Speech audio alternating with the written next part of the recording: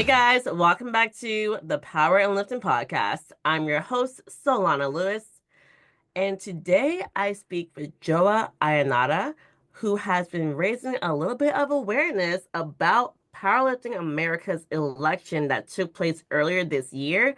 And she actually has a petition out for people who did not like the way the election was run.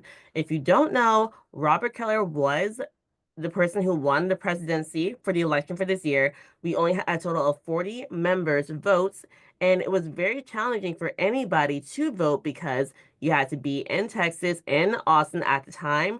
And there were a few things that made it tougher to even be qualified to vote in the election. And we get into all of that in this episode and what you guys can actually do to make a difference if you want to see a different and better election when it's time for the next one. And so I'm excited because Joah is very well spoken, well versed, and she knew everything when it came to me asking her any questions. She just knows the rules. She was very well informed. So I'm excited for today's episode.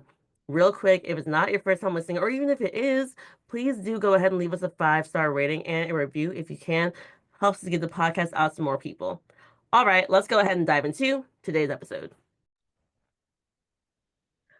All right, y'all. I'm really excited. I am here with Joah Iannotta, and you guys may have seen some posts floating around about how not article, wow, let's say Article 14, about how Powerlifting America's election, how people did not really get much of a chance to vote on it or vote in it, and here's why. And she explains all the details of how it went and how it wasn't really optimal for many people to be involved. So hi Joa, how are you? I'm good. Thanks so much for having me on, Solana. I really appreciate it. I will say, um, probably the thing that I do hope people will take away from this is, whether you are a huge fan of Robert or not a fan, the process has to be a good process for the election. It needs to be fair. And I think fairness is critical to us as athletes when we step out on the platform. We have 3 referees, we've got a jury, we have a setup with, you don't bring your own bar to the platform, you use the one that is there and that has been weighed and tested. So I think fairness is really important for us. And so really correcting that process to make sure that it is a fair process for the candidates and that there's an opportunity for Powerlifting America members to really have a voice in it is absolutely critical.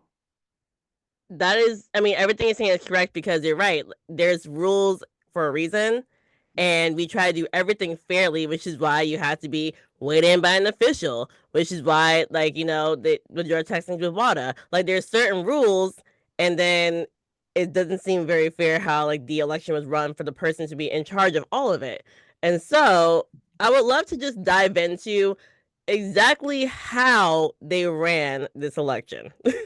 Yeah, so there are some key factoids that if anyone wanted to, all of this information was conveyed in emails from Powerlifting America. So if you saved them, you can go back through your email history and sort of track along with this. The first thing is, the election was sort of kicked off, if you will, with Robert announcing his candidacy in a Powerlifting America newsletter that was sent out at the end of December, December 28th in 2023. And it wasn't until towards the end of January that there was even information about how, if you were interested in being part of that election as a candidate, it wasn't until about a month later that you had information on how to nominate yourself. I think nominations closed on February 20th. And then, so we still didn't have any information about another candidate by February 20th. So we've already had a long period of time in which we're aware of one candidate and we don't know if anyone else is running. Then there was some information that, there was information about the vote would happen at the National Assembly at Age Division Nationals at the end of May. And there was subsequently information that you needed to go through an administrative process to basically get credentialed to vote. That kind of blew my mind because if you're a Powerlifting America member, you have a membership card. We use it to check in, we use it to weigh in, we use it to make sure that the right person is showing up on the platform. So it seems to me that there's already a way of, we already know who our members are. So that was an additional administrative process and a barrier for people to potentially vote. And when the time period by which you had to certify yourself to vote closed before we had any idea that there was another candidate. It was not until 12 days ahead of time, and I counted. I looked at the email and I counted the days out. It was 12 days prior to the election that we found out there was a second candidate. So the two candidates had very different opportunities to make their case that they are the right person to lead Powerlifting America. There was very different timeframes involved, and furthermore, if you were interested in participating in the vote as a member, if you wanted to vote, um, obviously you didn't have any information about the candidates, but you would have needed to have gone through this administrative process. And we all have endless amounts of time, right? So we all just were like, oh, hey, I should do this, just in case. I should sign up. Uh, so most people did not go through that administrative process to register to vote. And the bigger barrier still was, age division nationals happened over what, a 4-day period? Mm-hmm. But it wasn't until the day after the competition ended. So you would have had to stay an extra night if you were competing on that final day and wanted to stick around, and obviously longer if you had competed earlier. But you would have Mm-hmm. had to stay an extra day and night in order to participate in the meeting. So the meeting and the election was held at a time that really discouraged people from participating. And I think that's really unfortunate because I did note when it was when the election was announced, there was some messaging around really wanting members to be able to participate and to share their voices and to express their views, and yet the steps involved sort of systematically made it very difficult for anyone to participate. So those are some tough those are some tough structures. It's not the way to do an election. And I'll even say, so I'm a Powerlifting America member as a coach and a referee.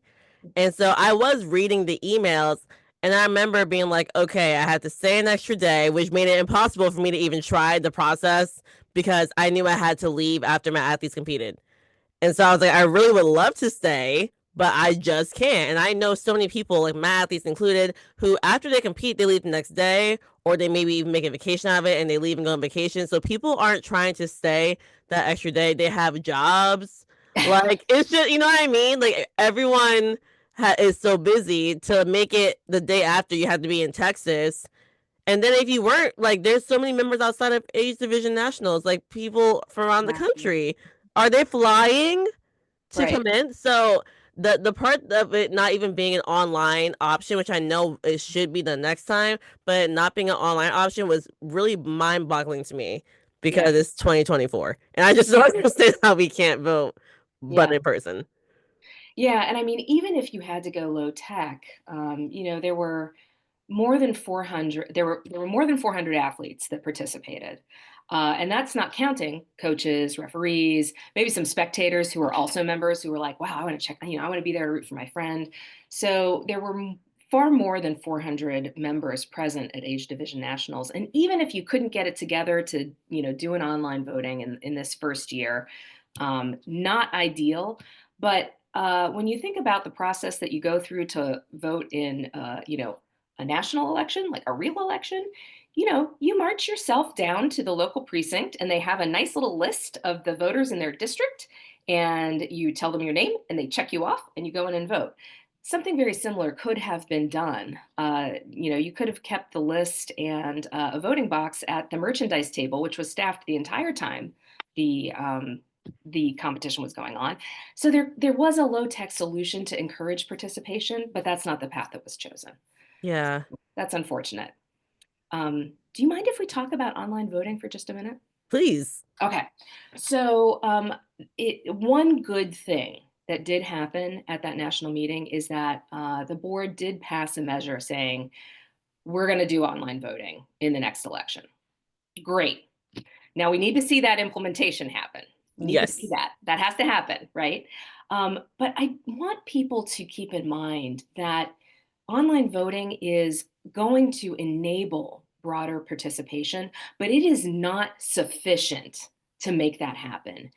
Imagine you don't know that there's another candidate until 12 days before the online election. Are you going to participate? Probably not. No one's going to take the time to participate in an election if there's one person running. I mean, there's just, as you said, we've got jobs, we've got lives, people have kids. There are a lot of demands on our time, and Yes. powerlifting is generally our hobby. This is not a lucrative sport. So it's really important that some of the processes that we've laid out in the petition, not just online voting, but the other processes to ensure that candidates have a similar opportunity to make their case to lead Powerlifting America. There aren't undue burdens placed upon the members in order to participate in an online vote. All of those things do need to happen. So I just want to make the point that online voting is important. It'll open things up, but it is not sufficient to solve the challenge. And speaking of your petition, so what other things are highlighted in your petition that's going to make it easier for everyone to be involved? Yeah, so what you'll see in the petition is sort of the facts of the challenges and the flaws in the first election. And then at the end, if you can make it through a page of text, I know, and it's all scintillating stuff. I mean, process and governance, man, everybody just, this is the sexy stuff, right? I So know. we all are like right there for it. If you make it down to the second page, what you'll see is a timeline and the practices, the process that we think Powerlifting America should adopt. So being sure to announce all candidates at the same time. Making sure that when they're announced, there's sufficient time between when they're announced and when the election happens. Making sure that when there's if there is going to be criteria involved in sort of making sure if there's going to be criteria involved in allowing people to be candidates, that needs to be open and it needs to be available prior to people applying for that. So you got to know what you're getting into. So Mm-hmm. those are a few of the highlights. But again, those processes are absolutely critical so that people have the information that they need in order to make a decision.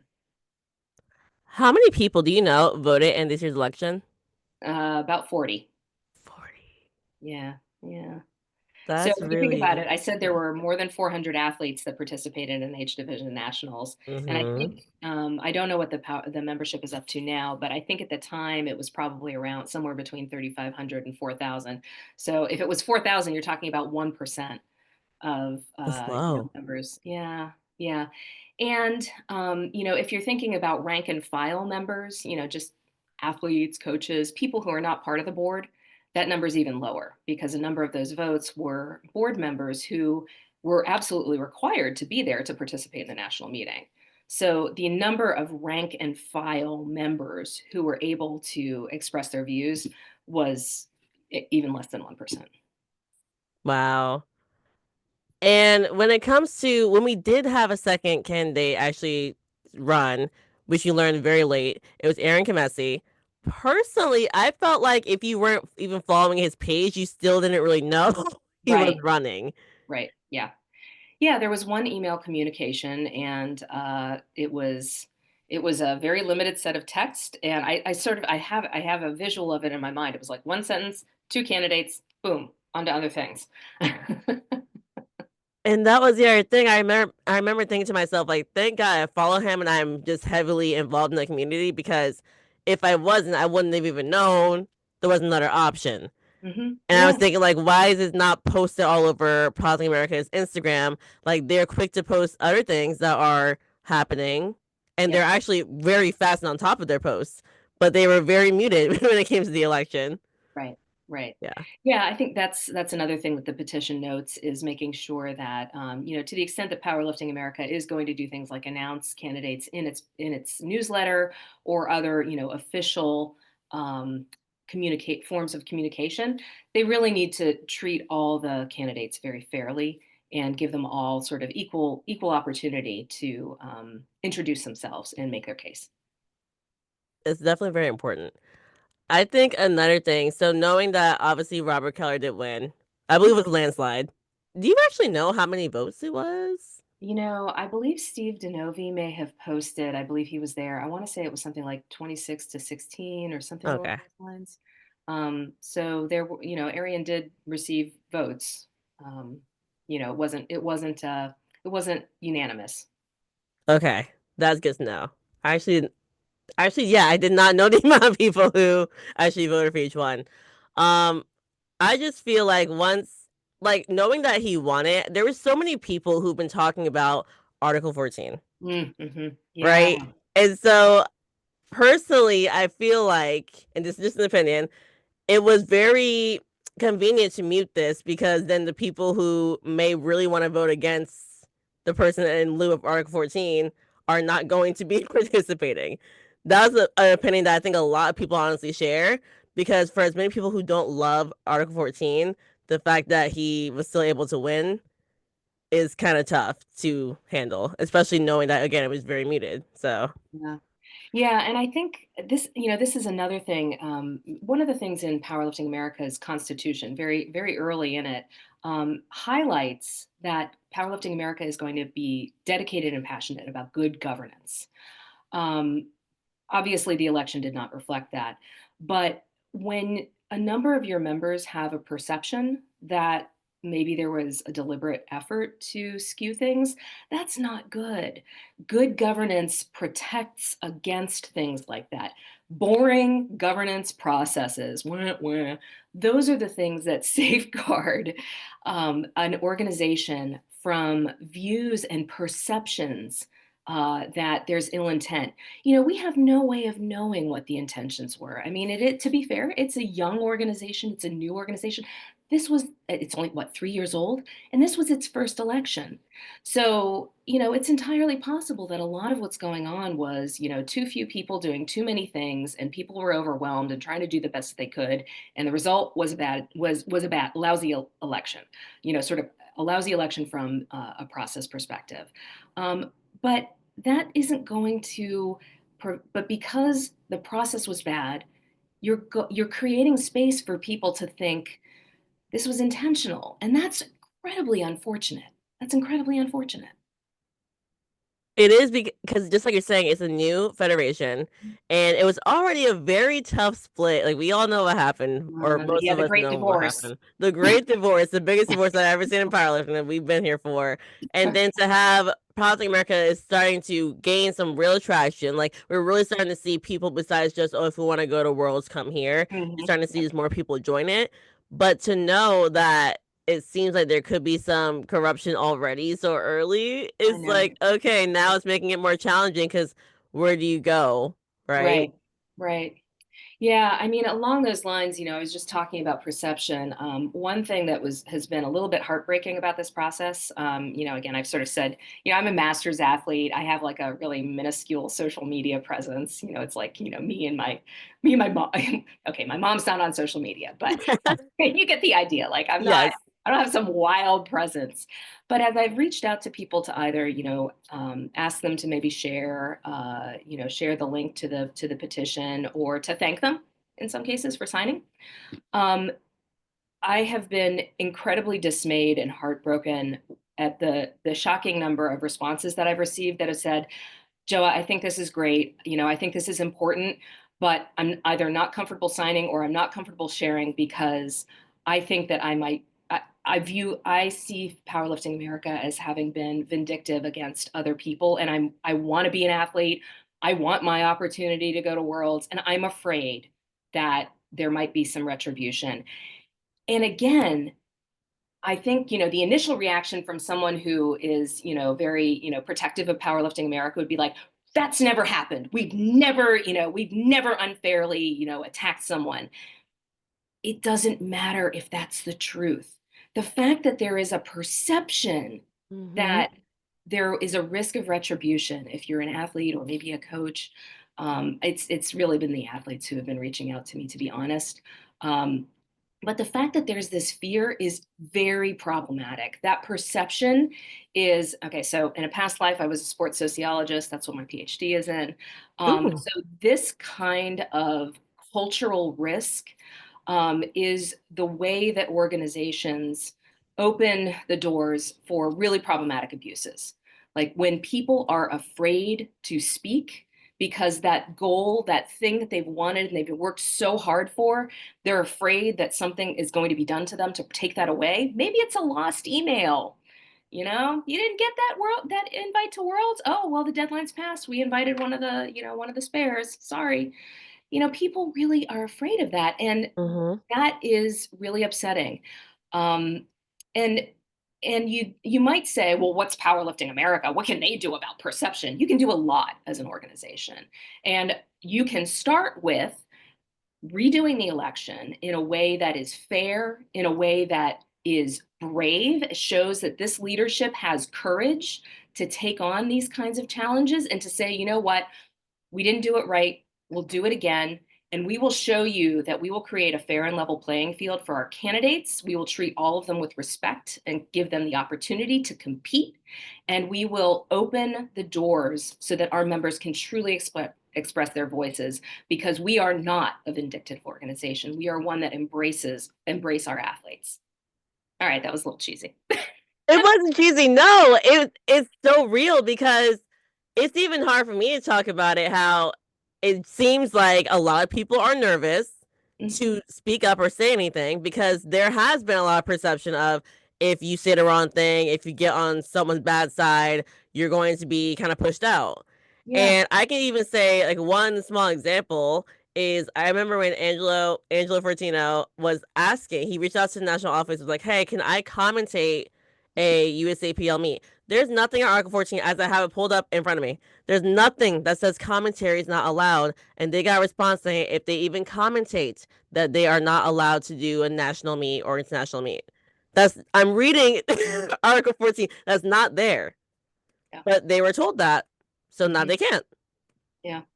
Yeah. Oh, it's so heartbreaking. You know what I mean? It's just like, and that's why people get nervous because there's essentially unwritten rules happening that Yes. if you break them, you're gonna get in trouble. And who's gonna stop them from saying you can't compete when Yeah. they're at the top? And it is the responsibility of the organization to address perceptions. That is so critical. Like that is part of an organization's responsibility. Now I'm putting on my, sort of like if I were at work kind of hat. But it really, this is not something that Powerlifting America should shrug and say, you know what, if that's what you think, well, too bad. I mean, like, come on, 4-year-olds do better than that. We, this is something that mature organizations can address and are willing to address in a courageous fashion.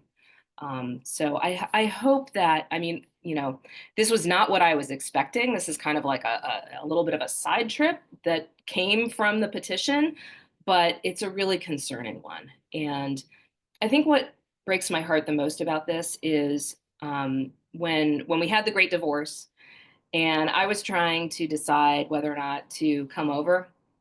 I had some reservations because we all had strong feelings about the divorce, um, and I remember so I decided to come over, and so much of my concerns were alleviated by I talked to one board member, and this person said to me, you know what? We have an opportunity at Powerlifting America to be better, and we mean to. And we're actually going to have elections that will be open to our members, which is different than some of the other federations. I mean, that Mm-hmm. is a fundamental difference and a positive one. But this person really inspired me because they spoke so eloquently and very passionately about making Powerlifting America the absolute exemplar organization. And man, Solana, I drank that Kool-Aid. I mean, I drank a whole pitcher. I was You're like, like, I am okay, in. I am in. Let me know how I can help. I want to make this happen. Yeah, I mean, and as a new organization, you have that opportunity to yes. achieve that beautiful vision. And it's not too late. I mean, there's an opportunity to course correct. I do hope that they start to course correct because I also believe a lot of people went over to Politics America thinking there's going to be such a good change if they were not a fan of certain things happening with USA powerlifting, and to just see that it's part of me is like, okay, it's the better of two evils in certain ways, where you're like deciding where to compete. And that's just really heartbreaking because it should be as simple as you follow the rules and you get to compete. Like Right. it should be that easy. It Yeah. should be as simple as we are doing an election. We want people to vote in it because that's what elections are for. Right. Right. Yeah. That's what they're Want for. people to And to, participate. I feel like they had the election just to say they had one. Like just like yeah, we had one. Yeah, Like it really did I know like happened. so it's challenging. When it comes to your petition, how many signatures do you currently have? I think we've got about 104, which I really feel like is a reflection again of my teeny weeny, social media presence. Yay, Masters athlete. Yes, so I understand. We're gonna definitely try to get that a little bit higher. I will make sure to be reposting it and putting the link inside the show notes here. And I will see if I can get some friends to post it. But we I do appreciate same it. thing you're saying, right? Like I'll reach out to friends, and Yep. I think I'll get a 50-50 response of absolutely and Yeah, yeah. I think that's the issue when you're friends with a lot of people who compete for world spots. Right. That's Yep. my problem. Yeah. And I will point out, if to anyone who's listening who might have some nervousness about signing or sharing, there's power in numbers. Um, they can't get rid of all of us. And They I can't. don't think, I mean, I would like to again believe that a lot of the sort of process fouls that we're seeing, uh, especially in the election, are really ones of too few people doing too many things and not having enough time to really devote to rolling out these really boring governance processes in ways that are effective. And I appreciate how hard it is. I mean, again, they're the group of people that have been dedicated to Powerlifting America, our coaches. I mean, they wear so many different hats. They're running meets. They're trying to like juggle, getting hotel reservations because for some reason, some meet directors insist on, having you go through your coach rather than just making your own reservation. I mean, they're doing so many crazy things that I don't even associate with coaching. Um, that I completely appreciate why things like this can sometimes sort of, you know, fall to the wayside. But we've really got to fix that. And, there are so many talented people within Powerlifting America who want to help. And I think that's another critical thing is trying to find for the leadership to find ways of opening the doors to leverage that talent. There are a ton. I'm sure we've got people who have run multiple elections in different organizations, maybe even their local elections. I bet we have people who've done that and have experience with it. I bet we have those people. They could help. I was about to say you're making it such a strong point. And what do you think we could do to get more people to help? That's a great question. I Right, I'm thinking do too. fundamentally, I mean, I think it's important. Hey, bottom line, please sign the petition because I think, it's one thing for, little masters athlete to, drive the charge. Let's be better. Yay. Which is important, but hey, I'm one person. Um, but I think, so I do think, enough people saying we want change is important. I do also think, though, that there needs to be more energy and time by the national office devoted to opening things up. If you look at the Constitution, there are a number of different committees that are all supposed to have 3 members. I think I don't think that we have filled out all of those roles. In fact, Mm. I know at least I believe the Law and Legislation Committee, I believe right now has a chair, but does not have members. So I think, unfortunately, some of this is we've got to get the leadership to open things up to, again, devote some time to bringing more people in. Tell us what you need and let us volunteer. And then I mean, the downside is that you have to have somebody to help organize the volunteers, but Yes. you can send out a lot more work. You can get a lot more done with more hands. So I do think we're going to need the national office to make a little bit of a shift and start opening things up a little bit and devoting more time to that. I like that sentence. You said, tell us what you need so that we can help. Yeah. Tell because us what you need and tell us like the kind of expertise you need. yes. Because that's one thing, like it's easy to sit here and talk about like, oh, what needs to change, but you're right, they do need actual bodies to help the change. But Mhm. also, as someone who is a member myself, I don't really see them saying, we need this. Yes. Can anybody help us with this? And Yes. so I wouldn't even know unless I'm on my way to like really ask and check like what I could even do besides, volunteer to referee, which doesn't seem to be the problem at this moment for Right. what we're talking about. So Yes. Yeah, I mean, I'm sure among our members, we have people who have, supported local elections. And again, there are probably other people who have served on not-for-profit boards. I have, who, understand some of these processes, who've worked in governance in their jobs. I bet we also have lots of people who have communication skills. I mean, you and I have been joking about, yay, master's athlete, social media. um, we have people in Powerlifting America who are really good at communications, we do. and who could take on, I bet, who would volunteer to take on a specific project to assist with. You don't have to say, come and like, just take over. You can say, I have this specific need. Do this for me. I'm going to review and approve your posts, but I need you to come up with the content for me. Yeah. Yeah. So I do think we need to figure out like more what they need actual help with. That way we can get some things moving. I I hope that starts to happen. But one thing anyone listening right now can do, as you mentioned a few times, please do sign the petition if you did not like the way that the election was run. And if you want to be part of the next election. Yeah. um oh, my next question, I actually forgot. Robert Keller, how long will he be in the presidential spot with that election? 4 years. 4 years. So 40 people, 4 years. 40 people, 4 years. 40 people, 40 votes, 4 years. That's a long time. All right. So, but we have time now to make changes for the next one. So, is there anything else you'd like to say besides I will keep pushing? Please sign the petition.